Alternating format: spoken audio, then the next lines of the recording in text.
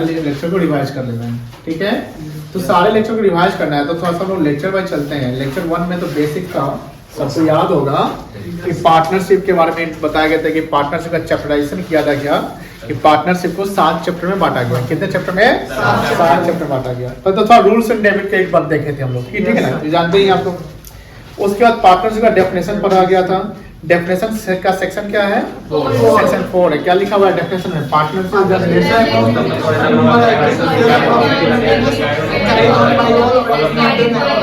कोई दिक्कत नहीं है। उसके बाद आपने इसका फीचर्स देखा, म्यूचुअल एजेंसी होता है, lawful business, unlimited liability, contractual relationship, ठीक है ना, minimum partner and maximum is 50, agreement to share the profit and business rights and duty भी पढ़ लिया था आपने, ये सब कल हम लोग पढ़े थे। कल का इंपॉर्टेंट पॉइंट था कि बिजनेस में एग्रीमेंट हो भी सकता है और नहीं हो सकता, लेकिन जब बिजनेस में एग्रीमेंट नहीं होगा तो वहां पर पार्टनरशिप एक्ट 1932 का प्रोविजन अप्लाई होगा। किसका अप्लाई होगा? पार्टनरशिप एक्ट 1932 का प्रोविजन अप्लाई होगा। अब पार्टनरशिप एक्ट 1932 का प्रोविजन क्या कहता है? ये कहता है कि profit among the partner must be shared equally whatever the capital invested by the partner। कोई दिक्कत नहीं है, सभी पार्टनर के जो प्रॉफिट बराबर बटेंगे, चाहे जो भी कैपिटल उनका लगा हुआ है। कोई भी पार्टनर चाहे एक्टिव हो या स्लीपिंग हो, किसी को भी सैलरी, रेम्युनरेशन, कमीशन नहीं मिलेगा। अगर पार्टनर कोई ड्राइंग करता है तो ड्राइंग पे जो इंटरेस्ट है फर्म चार्ज नहीं करेगी। लेकिन कोई पार्टनर फर्म को अगर लोन देता है, क्या देता है? लोन देता है, तो लोन के अनुसार उस लोन पे उसको 6% पर एनम क्या मिलेगा? इंटरेस्ट मिलेगा। रेंट अगर कोई पार्टनर का बिल्डिंग है तो उस पर रेंट उसको मिल सकता है, कोई दिक्कत नहीं है। अब इंटरेस्ट ऑन लोन, ये लाइन देखिए ध्यान से, interest on loan and rent to partner is charge against profit. Charge against profit का मतलब होता है कि फंड को प्रॉफिट और लॉस हो उससे मतलब नहीं है। इंटरेस्ट ऑन लोन देना है तो देना है, कोई दिक्कत नहीं है। Charge and profit debited to profit and loss account. अब एग्जांपल में हम लोग सांटा बांटा किए थे कि दोनों पार्टनर है, बिजनेस चलाते हैं, दोनों में डिस्प्यूट हो जाता है, तो उसका डिस्प्यूट का रिजोल्यूशन कैसे करेंगे? तो पहला कि सांटा बोलता है कि हम एक्टिव पार्टनर को सैलरी चाहिए, तो नहीं मिलेगा क्योंकि डीड साइलेंट है। बांटा का पैसा ज्यादा कैपिटल लगा हुआ है, बोलता है कि भैया कैपिटल रेशियो प्रॉफिट बांटेंगे, तो नहीं बटेगा, इक्वल बटेगा क्योंकि डीड नहीं है। Both partner wanted to get interest on capital at 10%, interest on capital तो मिलेगा ही नहीं क्योंकि डीड नहीं है।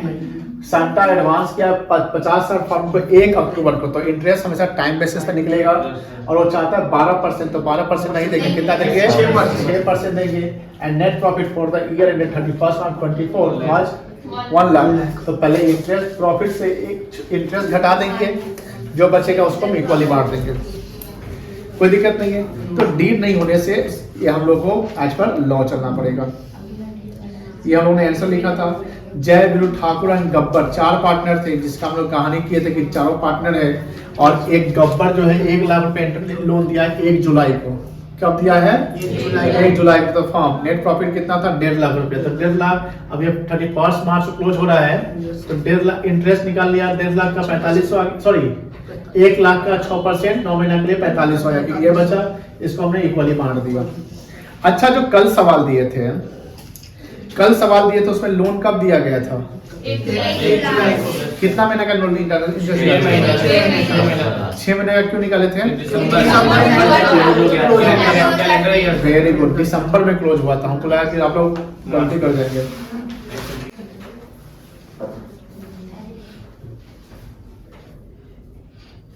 ये दिख रहा है क्वेश्चन 1, जहां पर नहीं लिखा हो, मतलब नहीं पढ़ने वाले समझा देंगे।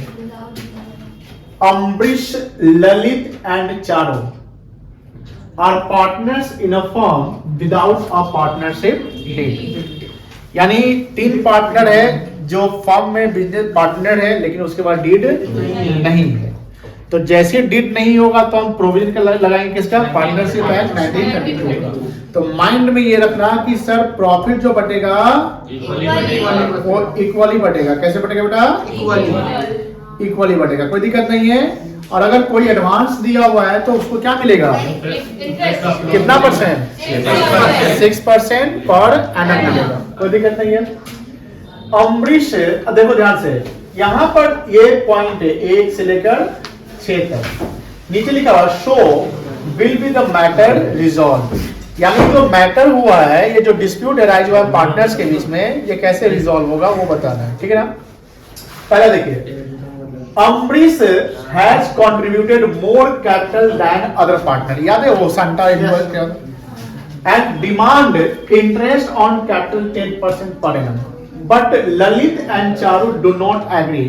बताइए ललित एंड चारू यहाँ पर सही है कि अम्बरीश सही है? कौन सही है? ललित एंड चारू सही है, अम्बरीश गलत है, क्योंकि अगर उसको इंटरेस्ट ऑन कैपिटल चाहिए होगा तो सबसे पहले पार्टनरशिप डीड में मेंशन करवाना पड़ेगा, तो पार्टनरशिप डीड तो यहाँ पर है ही नहीं। अब इसका जवाब कैसे लिखेंगे? लिखेंगे since there is no partnership deed, इसका आंसर लिखेंगे। चलिए लिखवाते हैं।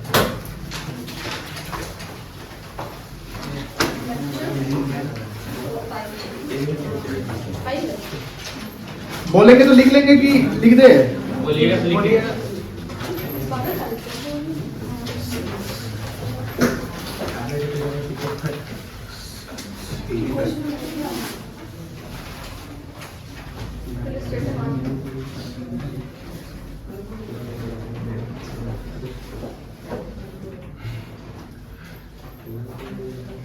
क्या नाम है आपका?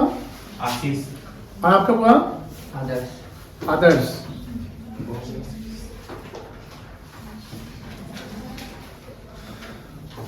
लिखिएगा।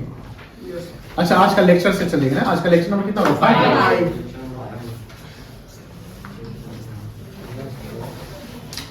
डेट कितना है?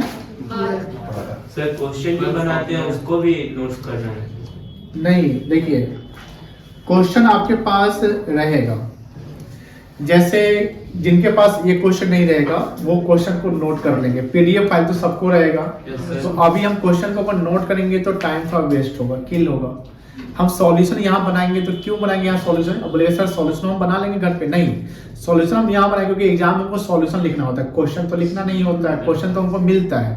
अब क्वेश्चन हमें हमारे पास रहते हैं, तो जिनके पास फिजिकल बुक रहेगा उनको क्वेश्चन लिखने की जरूरत नहीं है, लेकिन जब तक आपके पास फिजिकल बुक नहीं हो जाता है तो अभी जो सॉल्यूशन लिख रहे हो किस में लिख रहे हो? फेयर में तो नहीं लिख रहे हो, रफ में लिख रहे हो, तो यहाँ सॉल्यूशन लिख लिए और आपको पीडीएफ चला गया है, कहाँ पे? क्लासरूम में चला गया। तो ये किस सॉल्यूशन क्वेश्चन का सॉल्यूशन आपको मेंशन यहाँ मिल गया। तो जो फेयर करेंगे तो फेयर में हमने क्या बोला था कि लेक्चर वाइज फेयर करना है, यानी जिस लेक्चर में, जैसे अभी लेक्चर चल रहा है, अब इस क्लास में एक सॉल्यूशन कराया जा रहा है, तो इस सॉल्यूशन को फेयर में करना है, और सॉल्यूशन को फेयर में करना है तो सिर्फ सॉल्यूशन रहेगा, क्वेश्चन नहीं रहेगा, तो फिर तो अनआइडेंटिफाइड रहेगा, क्या सवाल क्या है पता नहीं चल रहा है, सॉल्यूशन दिख रहा है। तो आप पहले फेयर में जब करोगे तो पहले क्वेश्चन लिख लोगे एंड देन उसका सॉल्यूशन लिख लोगे। थोड़ा टाइम लगेगा, बट इससे क्या होगा, आपका प्रैक्टिस अच्छा रहेगा। बस समझो नहीं ना? लेकिन जैसी फिजिकल बुक जब आ जाता है, जैसी फिजिकल बुक आपके पास आ जाता है, you don't need to write question in fair. मेरी बात समझ में आ गई? क्लियर है? चलिए, TS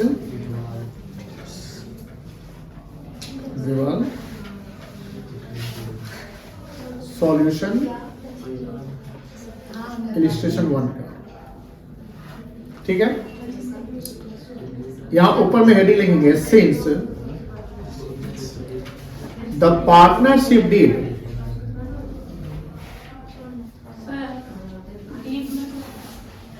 डीड अभी बताया नहीं गया है, लिखवाया नहीं गया है, बट डीड ओरली बताया गया कि डीड का मतलब होता है एक रिटन डॉक्यूमेंट, रिटन एग्रीमेंट जो पार्टनर के बीच में हम कागज बनवाते हैं और उसमें सभी पार्टनर की सहमति होती है। एक मिनट थोड़ा सा वेट करेंगे, आपको हम डीड का फॉर्मेट बताते हैं।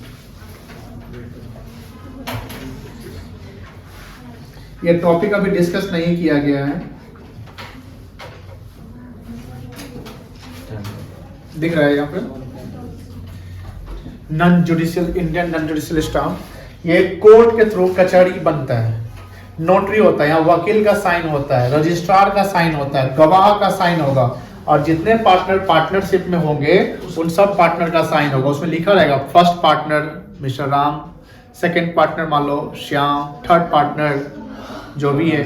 तो ये सब कितना उनका पैसा लगा हुआ है, कितना इंटरेस्ट चाहिए, कितना, ये डीड है यानी रिटन डॉक्यूमेंट, ये लीगल पेपर है। कैसे पता चला? क्योंकि यहाँ पर स्टैम्प है, रेवेन्यू स्टैम्प। मेरी बात समझ में आई ना? This deed of partnership made on the date, इसमें डेट लिखा, डीड ऑफ पार्टनरशिप, दिख रहा है ना बेटा? यहाँ पर वकील अपना स्टैंप लगाता है। वकील जब तक नहीं आपको साइन करके देगा, डीड का कोई मान्यता नहीं।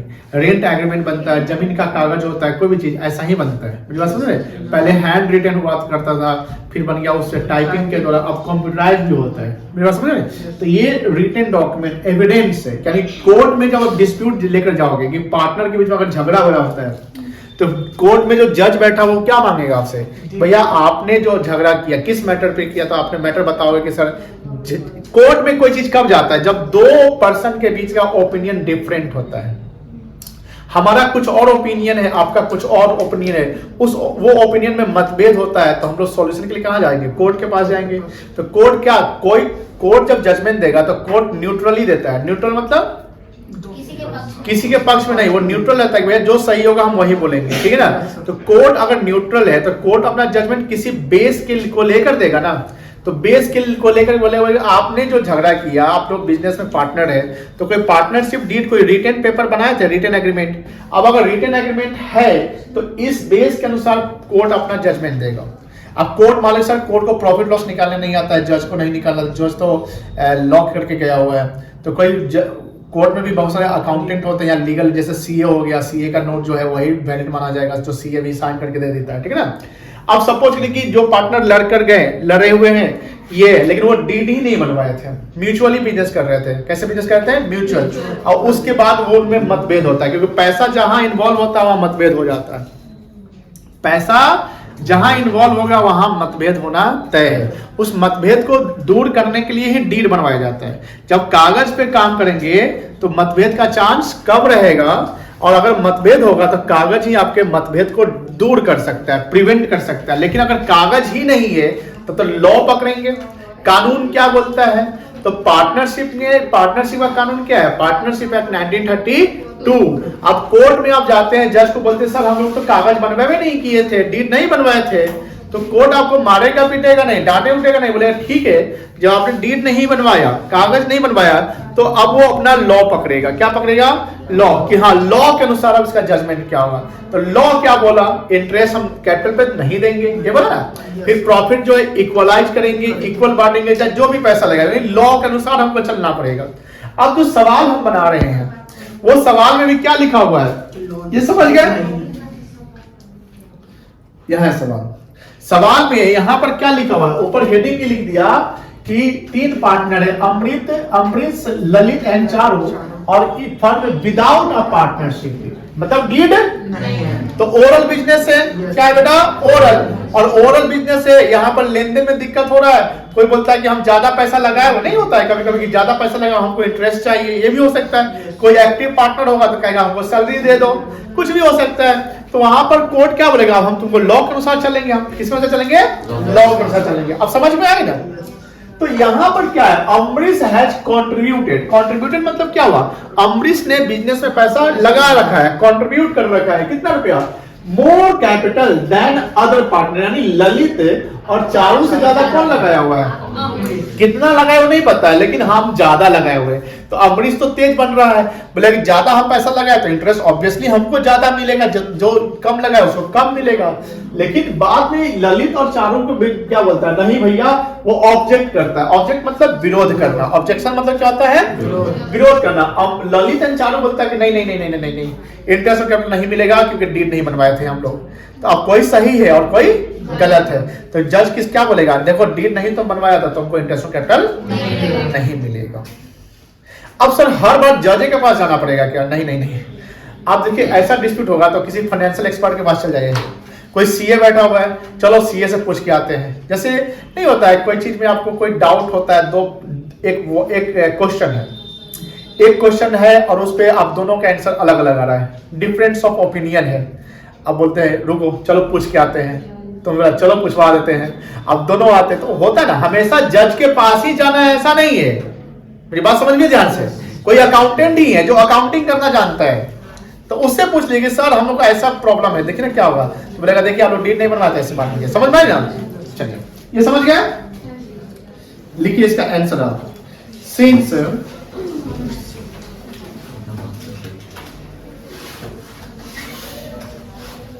The partnership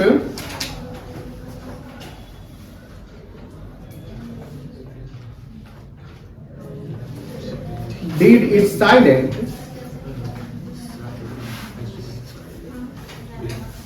hence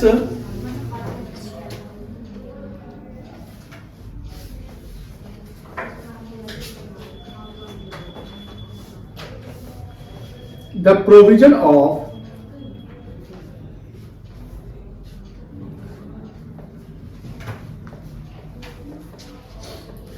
Partnership Act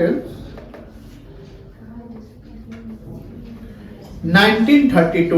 partnership act कब आया था? 1932।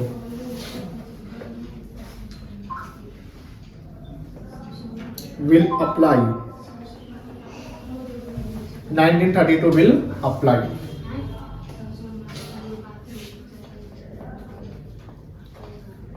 Here the demand of number 1 है ना,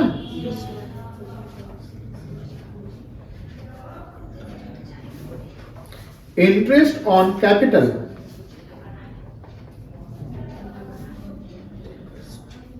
of Ambarish is not acceptable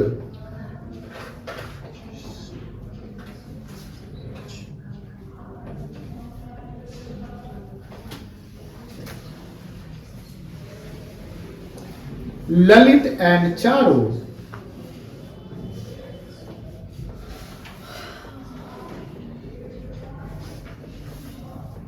is right on this matter। आर ना होगा सर। Oh, sorry।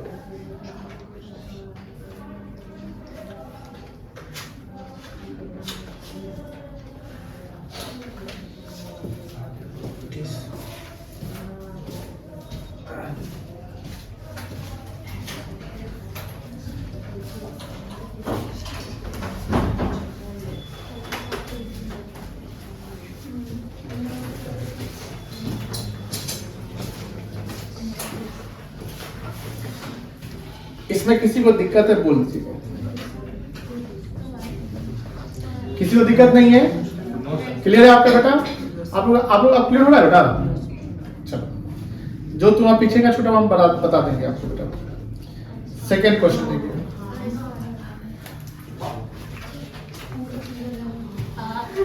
अब नहीं लिखे थे क्या?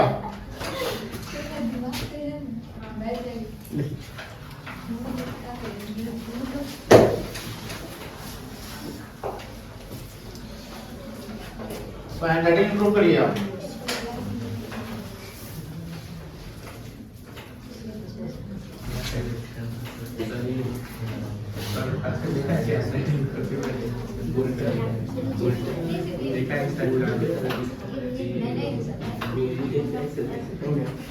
हो गया, चलो देखो ध्यान से रखिएगा। अच्छा, डीड नहीं रहेगा तो सैलरी मिलेगा किसी पार्टनर को? नहीं मिलेगा, चाहे वो एक्टिव हो या स्लीपिंग हो। एक्टिव पार्टनर मतलब जो काम में इंगेज है, काम कर रहा है, एक्टिवली इंगेज है। और स्लीपिंग हो गया जो पैसा इन्वेस्ट कर रखा है लेकिन काम में इंगेज नहीं है। अब समझिए सेकंड क्वेश्चन क्या है। सॉरी ललित है ना, ललित है ना, ललित डिवोर्स। अब यहाँ वर्ड है डिवोर्स। कोई बता सकता है डिवोर्स का मतलब क्या होता है? झगड़ा नहीं, डिस्प्यूट मतलब झगड़ा होता है। डिस्प्यूट सो अपना ज़्यादा टाइम उसी में खर्च करता है, मतलब दान देता है, टाइम देना। डिवोर्स, डिवोट उसको बोलते हैं। और जैसे मान लो कि आप मंदिर जाते हैं, मंदिर जाते हैं तो मंदिर जाकर बहुत सारे जैसे मंदिर जाते हैं तो क्या करते हैं? कोई मंदिर जाता है हमेशा? आप मैंने गए हुए आप जाते तो क्या मांगते भगवान से?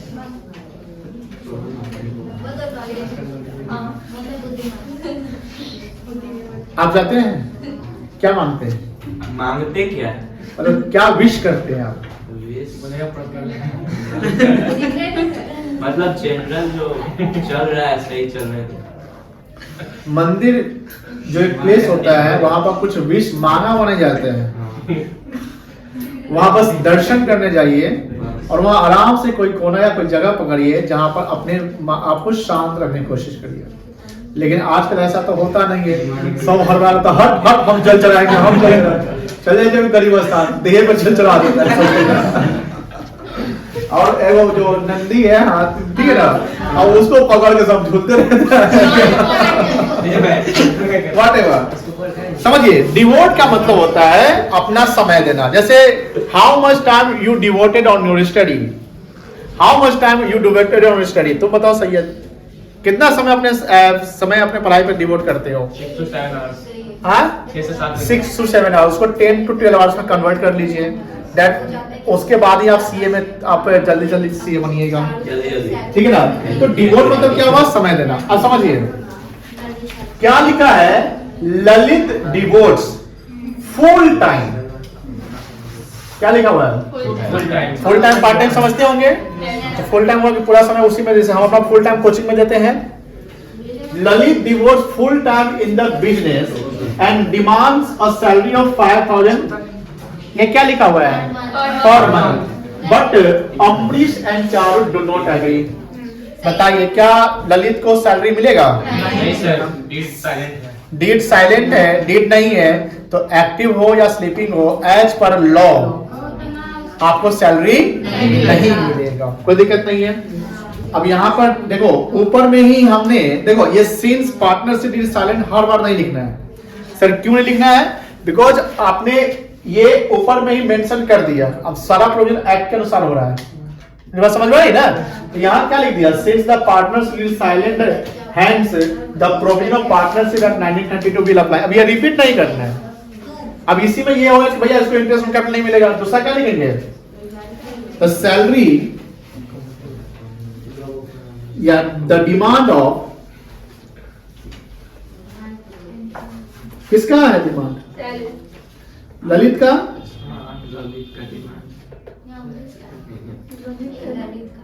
The demand of Lalit for salary is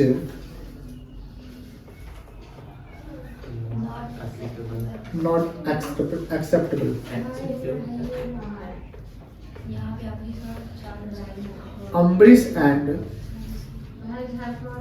Charu is right on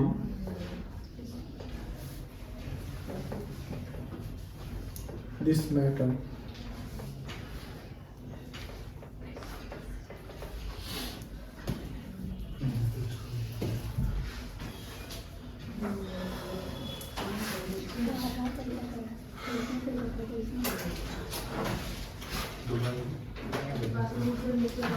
clear है? आगे बढ़े।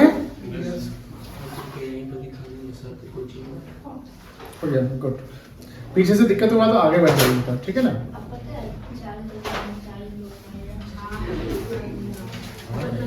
आगे देखिए third, Charu demand interest on loan पे इंटरेस्ट 6% है। कितना परसेंट है? 6%।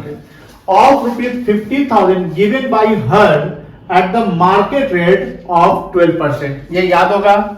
तो मार्केट रेट क्या है? इंटरेस्ट 12%। तो चारू को 12% मिलेगा कि 6% मिलेगा? यहाँ टाइम मेंशन्ड है, तो पूरा फ्लैट 12%, 6% निकाल देंगे। 3,000 रुपया, ठीक है ना। कोई दिक्कत नहीं बेटा। चलिए लिखिए,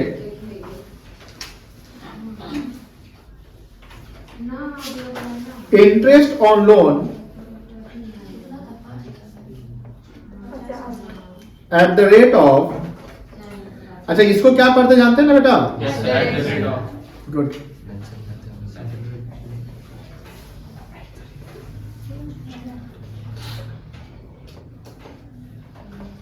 %6 per annum shall be given.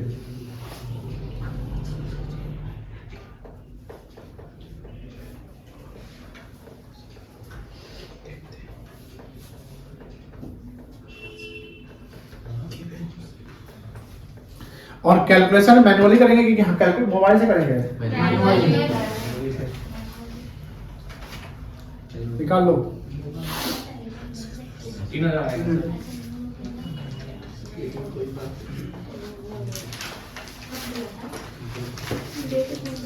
Here the contention समझते हैं? कंटेंशन मतलब ओपिनियन या डिमांड ही कंटेंशन कहलाता है। चारों है ना, चारों में डिमांड था। द कंटेंशन ऑफ चारों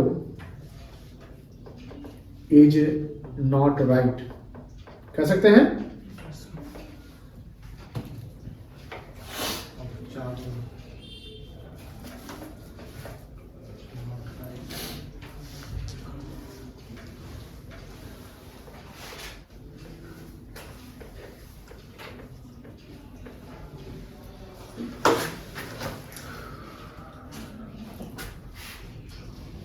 चलिए आगे। अब बताइए, अमरीश हैज विड्रॉन। विड्रॉ मतलब क्या होगा? ड्रॉइंग्स का कैपिटल क्या लाएगा? From the firm for his personal use. चलिए सही है, इसका जर्नल एंट्री क्या बनेगा? Trunks account debit to cash account. ठीक है। Lalit and Charu demand that, देखो अमरीश पैसा निकाला तो अमरीश तो नहीं बोलेगा कि इंटरेस्ट चार्ज करो, क्योंकि इंटरेस्ट ऑन ड्रॉइंग फर्म के लिए इनकम होगा। क्यों? क्योंकि पार्टनर पैसा निकाल रहा है तो फर्म ना चार्ज करेगा। तो दूसरा पार्टनर बोले हे पैसा निकाला, इसे इंटरेस्ट लाद लेंगे हम, है ना। तो यहाँ पर निकालने वाला कौन है? अमरीश। लेकिन ललित एंड चारू देखो क्या नजर रखा है। Lalit and Charu demand that interest on drawing should be charge 10% per annum. बताइए, जिस प्रकार इंटरेस्ट ऑन कैपिटल फर्म नहीं देती है डीड साइलेंट होने पे, यानी किसी पार्टनर्स को कैपिटल पे इंटरेस्ट नहीं मिलता है, उसी प्रकार कोई पार्टनर अगर ड्राइंग करता है तो उस पे इंटरेस्ट ऑन ड्राइंग चार्ज नहीं किया जाएगा। यानी ललित एंड चारू यहाँ पर गलत है। ललित एंड चारू क्या है बेटा? गलत है। लिखिए,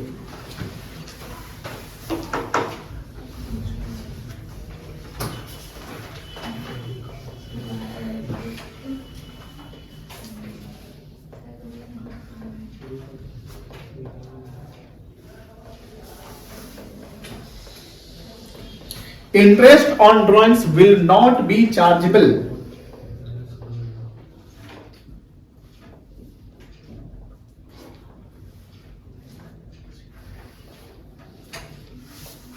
because deed is silent.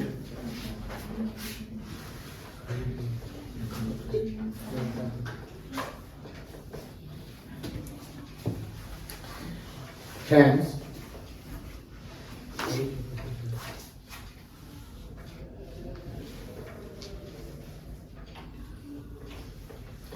demand for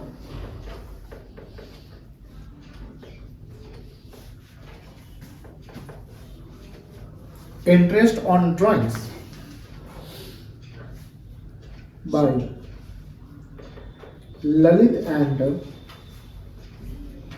Charu are not acceptable.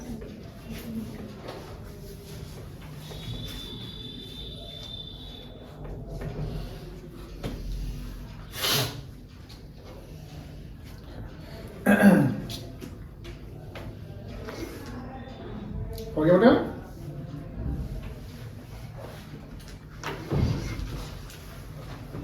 चल सकते हैं आगे।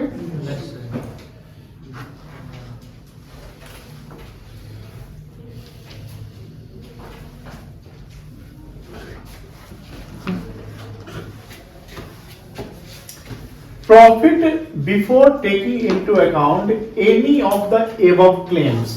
Any of the above claims का मतलब क्या हुआ? ऊपर का जो चारों क्लेम है उससे पहले का प्रॉफिट कितना है?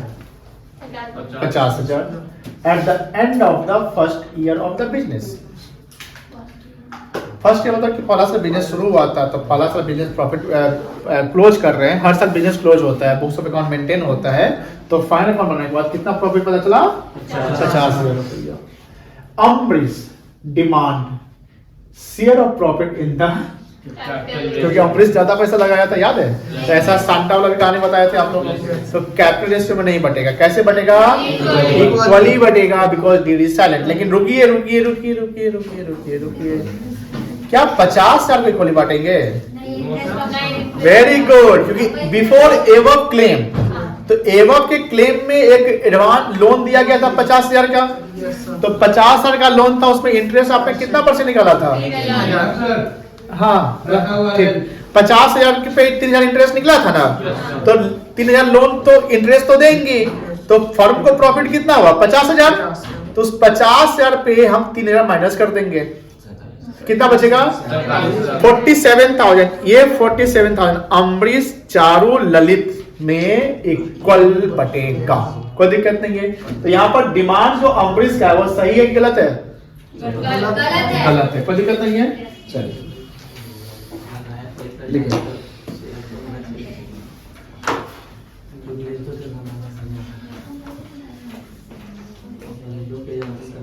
प्रॉफिट एमोंग द, एमोंग मतलब क्या होता है? सब में। Among the partners will be shared equally.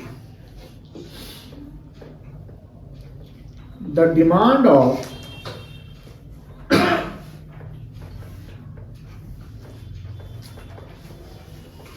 Ambrish to share the profit in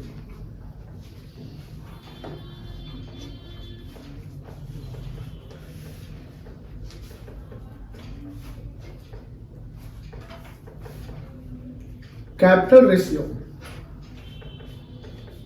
is not acceptable.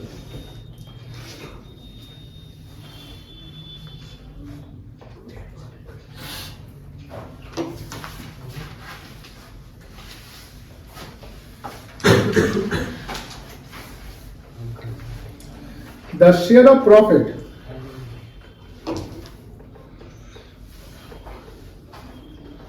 of each partner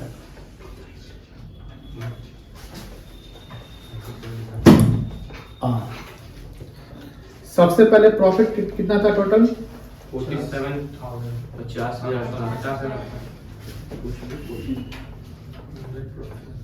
50,000 था।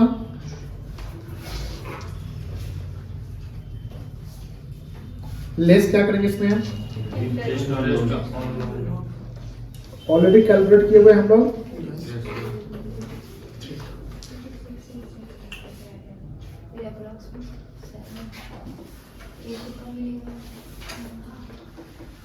प्रेजेंटेशन ध्यान से रखिएगा।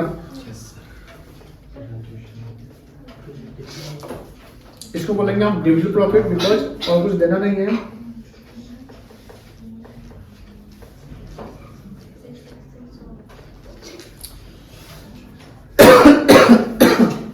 कौन कौन है जी? अम्बरीश है,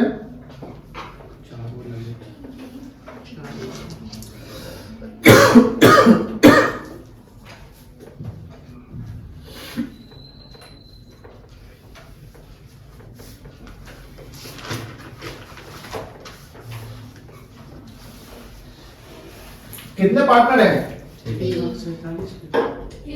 1 लाख से 3 है ना? 1,47,000।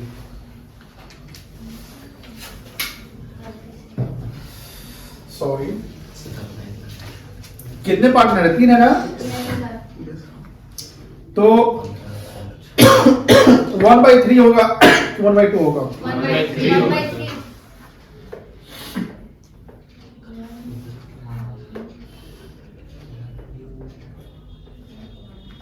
कितना है?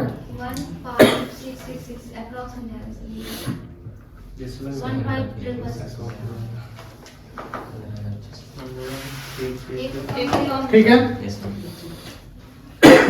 सेकंड कौन था? ललित।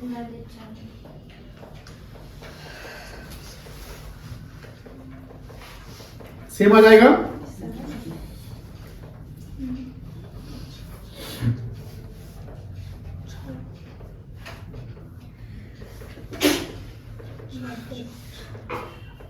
इसको कितना आएगा 15,666 मिलेगा, ठीक है ना।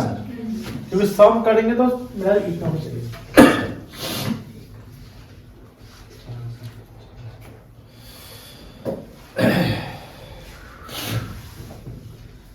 हो गया।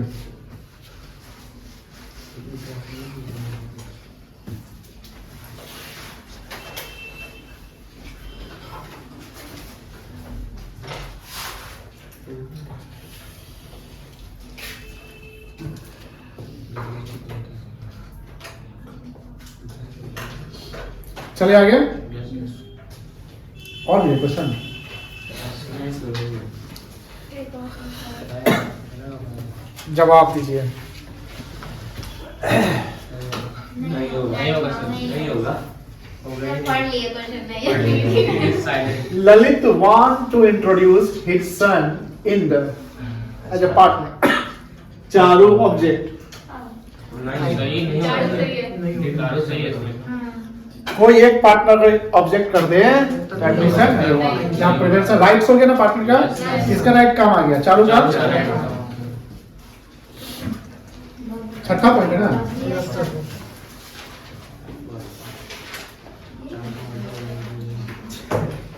Any of the partner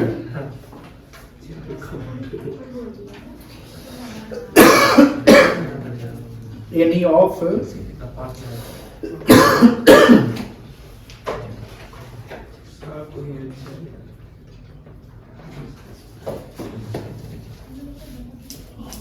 the partner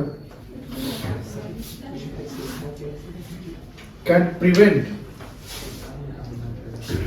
to admit the new partner और consent मतलब सहमति।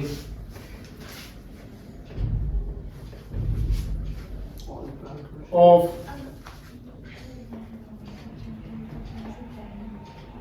all partners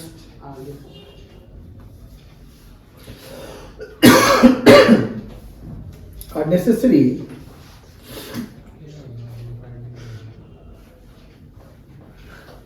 for admission of a new partner. Hence, कौन चाहता था अपना बेटा इंट्रोड्यूस करना? Lalit sir. Lalit himself cannot admit his son into the business. कौन ऑब्जेक्ट किया है? चारों पे। द ऑब्जेक्शन ऑफ चारों। ऑब्जेक्शन मतलब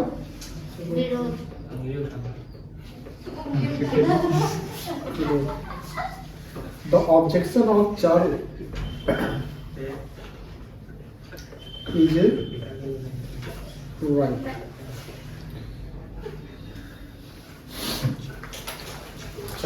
हो गया? Yes, sir. समझ गए? Yes, sir. कोई दिक्कत है?